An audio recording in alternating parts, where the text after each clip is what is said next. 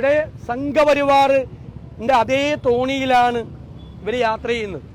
ഇവർക്ക് സമരം ചെയ്യുന്നത് ഇഷ്ടമല്ല, അവർക്കെതിരായി വാർത്തകൾ എഴുതുന്നത് ഇഷ്ടമല്ല.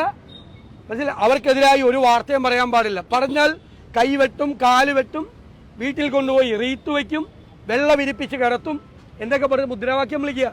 പത്രപ്രവർത്തകരെ ഞങ്ങൾ ഓർമ്മിപ്പിക്കുന്നു, CPM-കാരെ, ഇത് സ്റ്റാലിൻ്റെ റഷ്യയല്ല, ഇത് കേരളമാണ്, ജനാധിപത്യ കേരളം. ഈ CPM എങ്ങോട്ടാണ് പോകുന്നത്?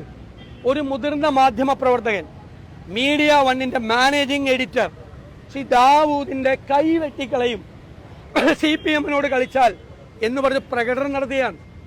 മുഖ്യമന്ത്രി പിണറായി വിജയനും കേരളത്തിലെ പോലീസിനും ധൈര്യമുണ്ടോ അവരെ അറസ്റ്റ് ചെയ്ത് ജയിലിലടയ്ക്കാൻ?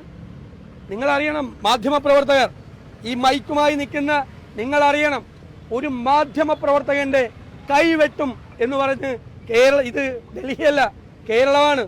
ഇവിടെ സമരം നടത്തിയിരിക്കുകയാണ് CPM. അതിന് കൊട പിടിച്ചു കൊടുക്കുകയാണ് CPM നേതൃത്വം.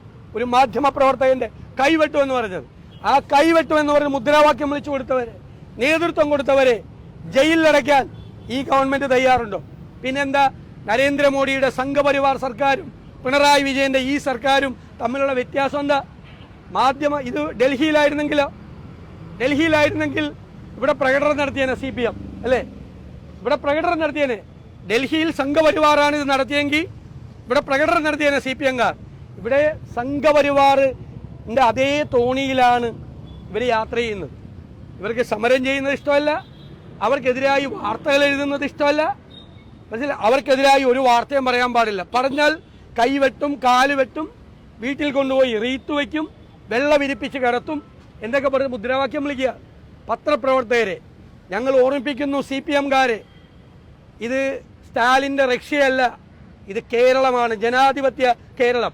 കഴിഞ്ഞ ദിവസം മന്ത്രിമാർ ഭീഷണിപ്പെടുത്തി, മന്ത്രിമാർക്കെതിരായി സമരം ചെയ്താൽ പ്രതിപക്ഷ നേതാക്കന്മാർ റോഡിലിറങ്ങി നടക്കില്ല. ഇനി കൈവെട്ടും കാലുവെട്ടും എന്ന് പറഞ്ഞ് ഞങ്ങൾക്കെതിരെയും പ്രകടനം നടത്ത്. ഞങ്ങൾ പേടിച്ച് വീട്ടിൽ കയറിയിരിക്കുകയാണെന്ന് പറഞ്ഞേ, പുറത്തിറങ്ങാതെ. ഇവരെ പേടിച്ചിട്ട് ഇവരെ ഒരാൾക്കും പേടിയില്ല.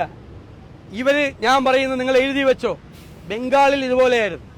അവസാന വർഷം, അവസാനത്തിന്റെ ആരംഭമാണ്, അവസാനത്തിന്റെ ആരംഭം. ആദ്യത്തെ മുഖ്യമന്ത്രി കേരളത്തിലെ EMS, കമ്മ്യൂണിസ്റ്റ് മുഖ്യമന്ത്രി.